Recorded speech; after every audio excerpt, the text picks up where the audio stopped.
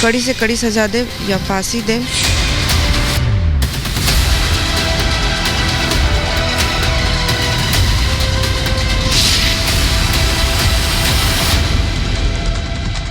देखिए, बिल्कुल उमेश पाल जो अपहरण केस था उसको लेकर के कल हमने देखा कि अतीक और अशरफ को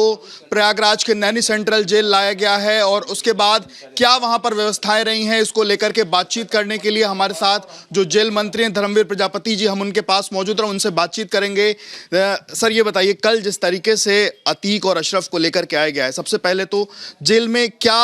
एक सिक्योरिटी के तौर पर क्या व्यवस्थाएं की गई थी? सर देखिए, हमने पहले से ही 2 दिन पहले से ही हमने तैयारी करके रखी थी कि क्योंकि हो सकता है कि वो 28 तारीख में पेशी से 27 की शाम को या रात में यहाँ पहुँचे और न्यायालय का या पुलिस विभाग ये चाहे कि जेल में रखना है,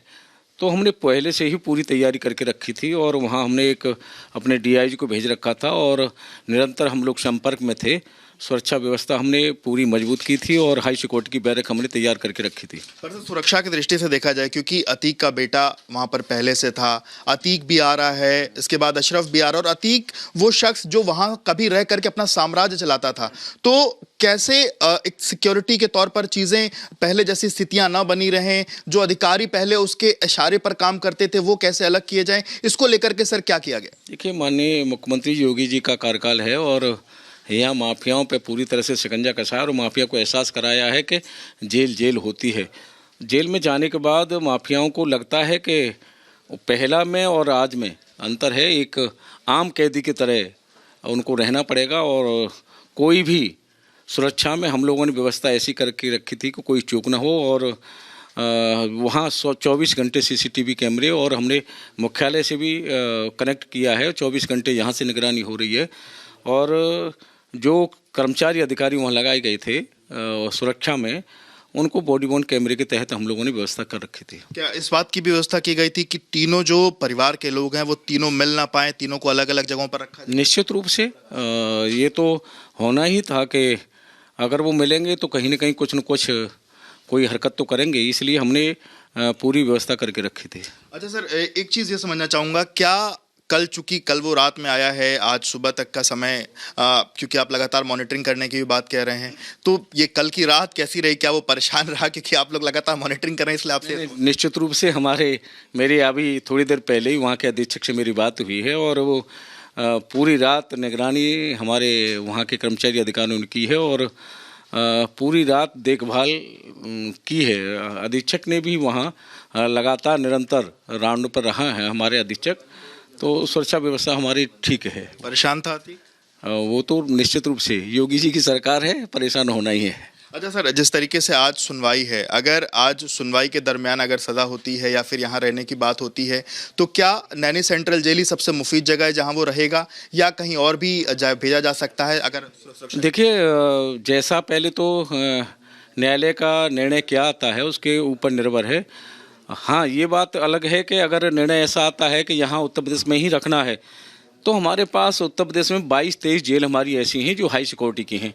जहाँ जैसा निर्णय होगा उसके अनुसार हम लोग जहाँ रखना होगा हम उसके निर्णय के बाद देखेंगे। पर सर, एक चीज़ हमने देखा, क्योंकि जिस तरीके से उमेश पाल की हत्या हुई उसमें यह कहा गया कि अतीक साबरमती में था और वहां से वो संपर्क में था, अशरफ बरेली में था, वहां से वो संपर्क में था, बरेली में आप लोगों ने कार्रवाइयां भी की, 8-10 लोग को हटाया भी गया है। तो सर, जेलों में सुरक्षा व्यवस्था को लेकर के आप लोग काम तो कर रहे हैं, पर उसके बावजूद कहीं ना कहीं कुछ ऐसी खामियां हैं। हमने चित्रकूट जेल में भी देखा किस तरीके से मुख्तार के जो बेटे और जो उसकी मुलाकात थी, तो कहीं ना कहीं आपकी मंशा अगर साफ है तो फिर ये किस लेवल पर अधिकारियों की मनमानी है या ये जो अपराधी हैं वो इतना ज्यादा उनका षड्यंत्र अंदर तक मजबूत है, किस तरीके की चीजें? देखिए, कई चीज़ें सामने आती है निकल करके, और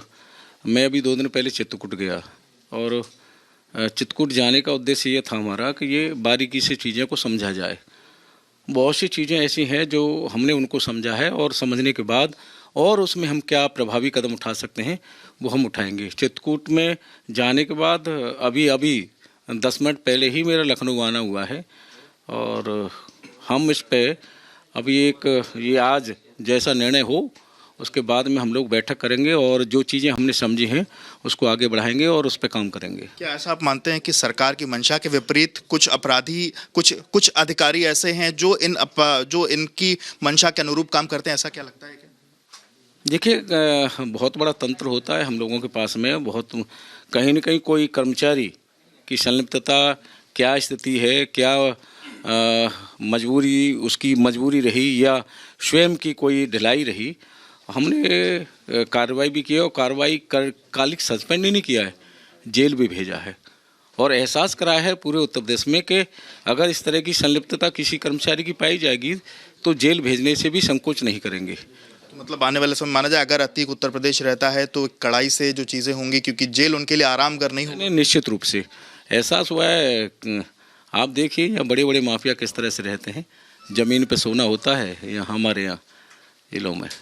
भय है माफियाओं में। बिल्कुल निश्चित रूप से। और देखिए, मैं कह सकता हूँ कि मैं धन्यवाद करूँगा माननीय मुख्यमंत्री जी का कि उनके नेतृत्व में माफियाओं को जेल नज़र आने लगी है और जेल का भय है ये, और सरकार का भय